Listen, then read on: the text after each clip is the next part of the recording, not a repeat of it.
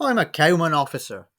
Must be up and work for 4 o'clock every morning. Look, we're not new age travellers. Tell 'em, Whiff. For God's sake, shut up, Jace. Standing by the side of the bypass, being searched in the evening sunshine, and with four coppers in attendance, the last thing I needed was a speech from a man in wellies smelling of cow shit. I often called in to see Jason and his family, despite no longer living on the estate, and this evening in August '95 was no different.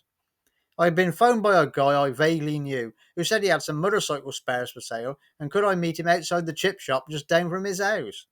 I was always looking to buy more motorbike spares as stock for my bike breaking business, so said I would pop over. I didn't fancy going alone. My dealings with this chap, who was known as Tigger, probably due to his ginger hair and immense beard, had always involved aggressive haggling and him usually being team handed.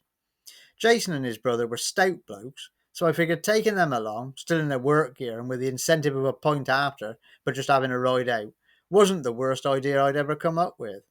We were in my battered 1969 Ford Cortina saloon at the time, more primer and rust than blue. The driver's window a sheet of clear cellophane instead of glass after an incident with someone's gatepost a few weeks previously. We rattled along and up into the town, and then across and onto the bypass. A cop car was parked to the side of the road, which made me cringe due to the old car having no valid tax disc on it. But it didn't pursue us, or so I thought. The cops inside had obviously got bigger fish to fry. Tigger was waiting with another couple of blokes as arranged outside the chip shop, and they got in the back.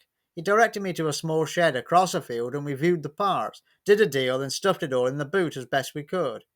On the way back to the chip shop, in order to drop the lads off, I spotted the same cop car go past the end of a junction ahead, and confided to my passengers the car's lack of tax. Tigger and co seemed rather uncomfortable with this turn of events, and shouted at me to pull over and they would walk back, legging it off over some fields as soon as they could get the door open. I was starting to wonder now about the immediate pass of the parts in the car's boot, but decided the best thing was to go the opposite way to which the patrol had gone and get off home. Upon getting back on the bypass, suddenly all hell let loose. A Vauxhall Senator motorway patrol car flew past us and pulled in front. Two other police cars came up behind and one of them drew alongside, forcing me to stop. Four cops jumped out and ordered us to turn the engine off and get out with their hands where they could see them. I thought this was the start of some sort of weird film. Apparently, they thought we were New Age travellers, scouting for a site to hold an illegal rave. Some had been seen in the area and the police were on high alert.